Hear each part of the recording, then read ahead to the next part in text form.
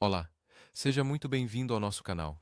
Antes de começarmos, não se esqueça de deixar o seu joinha, se inscrever no canal e ativar as notificações para não perder nenhum conteúdo. Agora, vamos começar. No coração rural do estado de Kentucky, nos Estados Unidos, meados da década de 50, o país vivia entre a euforia do pós-guerra e o nervosismo da Guerra Fria. Relatos de discos voadores ganhavam manchetes desde o episódio de Roswell, ocorrido em 1947, e a combinação de tecnologia militar, ansiedade social e imaginação popular criavam um terreno fértil para o extraordinário. É nesse cenário que surge o caso que a imprensa batizou como os Goblins de Hopkinsville, um dos episódios mais intrigantes e persistentes da ufologia mundial. Na noite de 21 de agosto de 1955, na pequena comunidade de Kelly, nos arredores de Hopkinsville, uma família ampliada e alguns amigos se reuniam em um modesto sítio. Era um lar simples, com poço, lampiões e portas com telas de arame. Ao cair da tarde, um visitante saiu para buscar água e afirmou ter visto um objeto luminoso cruzando o céu, descendo atrás das árvores, como se tivesse pousado em um vale próximo. O relato foi recebido com ceticismo, até que os cães começaram a rosnar e o ambiente adquiriu um silêncio tenso, quebrado por ruídos vindos do mato. Pouco depois, pequenas figuras teriam surgido na orla do quintal. A descrição que se repetiria ao longo da noite é marcante.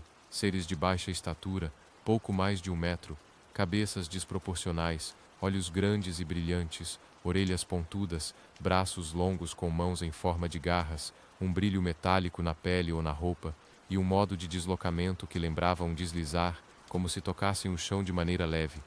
Frequentemente seriam vistos com os braços erguidos, como em rendição, aproximando-se lentamente da casa. Quando a família se trancou e tentou repelir os visitantes, tiros de espingarda e carabina ecoaram pela propriedade. Alguns dos seres, segundo as testemunhas, eram atingidos e pareciam tombar, mas em seguida se levantavam e recuavam sem demonstrar ferimentos visíveis. Em certo momento, algo teria se projetado da beirada do telhado, como uma mão tentando alcançar o interior pela cumeira, o que provocou novo disparo e pânico generalizado. Diante da sensação de cerco, os moradores decidiram fugir em carros até a delegacia de Hopkinsville, já perto de 11 da noite. Chegaram visivelmente abalados, alguns em prantos, outros tremendo, todos insistindo que estavam sob ataque de pequenos seres que não pareciam humanos. A resposta oficial foi imediata. Um comboio de policiais da cidade e do condado, reforçado por agentes da polícia estadual, retornou com as testemunhas ao sítio. A operação incluiu ainda a presença de policiais militares da base de Fort Campbell, acionados por prudência, e que vasculharam a área ao lado das forças civis. O que foi encontrado ali alimentou tanto o mistério quanto as explicações convencionais.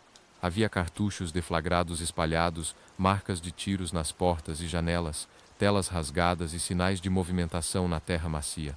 Alguns agentes relataram ter visto reflexos e ouviram ruídos na mata, sem avistar nenhuma criatura. Comentou-se sobre manchas de brilho tênue em um trecho de cerca, algo que desapareceu pela manhã, possivelmente um fenômeno natural como fungo bioluminescente, conhecido popularmente como luz de pau podre. Os policiais entrevistaram separadamente os presentes e registraram que, apesar do nervosismo, os relatos eram coerentes entre si. Quanto à bebida alcoólica, as anotações indicaram ausência de sinais claros de embriaguez. Após algumas horas, já nas primeiras horas da madrugada, as equipes encerraram a varredura sem apreensões e sem conclusões definitivas.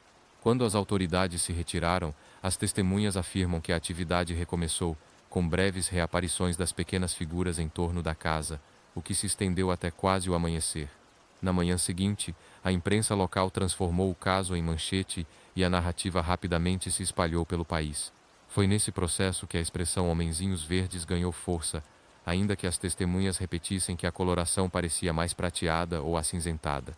A propriedade virou ponto de curiosidade e, com o tempo, o episódio entrou para o folclore da região, originando décadas depois um festival comunitário que celebra a memória e a controvérsia. Testemunhos e vestígios alimentaram análises divergentes. Para os céticos, a combinação de um provável bólido visto no início da noite, aves noturnas de grande porte e comportamento agressivo, como o grande mocho de orelhas proeminentes, e a tensão de uma família isolada poderia explicar boa parte dos elementos. Desde olhos luminosos refletindo a luz até movimentos silenciosos sobre o telhado e galhos. A hipótese das corujas surge ainda mais plausível quando se considera o tamanho, as garras, a postura e a capacidade de pairar e escapar rapidamente. Houve quem sugerisse animais de circo, como macacos pintados, mas essa tese carece de registros e não resistiu ao escrutínio. Para os que defendem a natureza extraordinária do caso, pesa a quantidade de testemunhas, a consistência das descrições, a reação das autoridades e o pavor genuíno observado pelos investigadores naquela noite. No âmbito oficial, o episódio entrou em registros policiais e militares como ocorrência sem comprovação material. Arquivos da Força Aérea e compilações associadas ao chamado Projeto Livro Azul registraram o incidente de forma indireta e jamais apontaram ameaça à segurança nacional.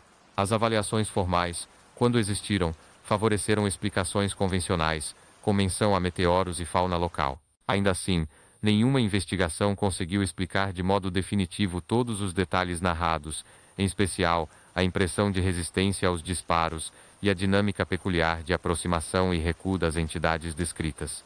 O legado cultural do caso é vasto. As figuras dos goblins de Hopkinsville influenciaram representações de criaturas em quadrinhos, jogos e cinema, inspirando a imagem moderna dos homenzinhos de olhos grandes e comportamento esquivo. Na comunidade de Kelly, o episódio consolidou uma identidade própria, misto de orgulho e assombro, em que memória oral e investigação histórica se entrelaçam. Passadas tantas décadas, o dossiê permanece aberto. O que aconteceu naquela noite pode ter sido o encontro de gente simples com aves noturnas em circunstâncias extremas, potencializado por luzes no céu e medo coletivo. Ou pode ter sido algo que escapa às nossas categorias usuais. O caso oferece evidência indireta, testemunhos múltiplos e respostas oficiais diligentes, mas carece de prova física decisiva. Entre o impacto social, a documentação policial e as análises céticas e ufológicas, resta um espaço de incerteza que sustenta o fascínio. Os goblins de Hopkinsville persistem como um enigma, um ponto de interrogação entre a psicologia do medo e a possibilidade do desconhecido, lembrando que, na fronteira entre a noite rural e o imaginário, nem sempre a realidade se entrega por completo,